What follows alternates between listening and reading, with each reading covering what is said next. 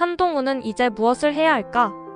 지난 8월 26일 국민의힘 전당대회에서 장동혁 대표가 선출됨에 따라 한동훈 전 대표의 정치적 위상이 완전히 추락했다는 분석이 나오고 있습니다.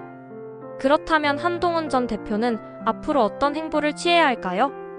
내년 지방선거에서 국민의힘이 참패하길 내심 바라며 기회를 노려야 할까요? 아니면 그동안처럼 윤석열 전 대통령이나 그 지지자들을 비난하는 모습으로 존재감을 유지해야 할까요?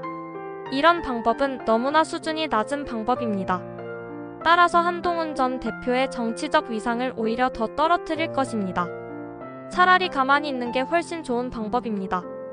지난해 12월 3일로 시간을 되돌려 보죠. 그때 한동훈 전 대표의 정치적 위상은 최고였습니다. 윤석열 전 대통령의 계엄에 대해선 보수파 국민도 부정적 견해가 컸습니다. 반대로 한 전 대표는 보수파의 새로운 지도자로 기대감을 일으켰습니다.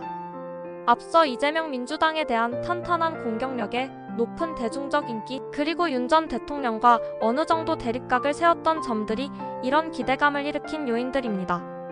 만약 한 전 대표가 지난 12월 3일 이후에 적당히 윤 전 대통령에 대한 비판을 이어갔다면, 그러면서 김문수 전 노동부 장관처럼 뚜렷한 이념성을 보이면서 이재명과 민주당에 대해 맞서는 모습을 보였다면 아마 대통령이 됐을 수도 있다고 봅니다.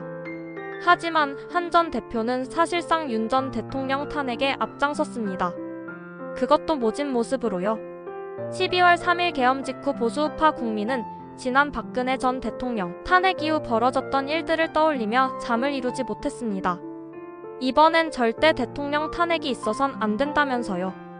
하지만 한 전 대표는 정말 모질도록 이런 여론은 깡그리 무시한 채 윤 전 대통령을 탄핵시켰습니다.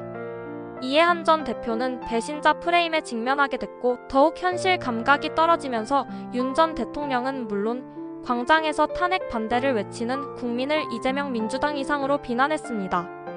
그러면서 지금까지 계속 정치적으로 추락해왔습니다. 반면 윤 전 대통령의 위상은 더욱 높아졌습니다.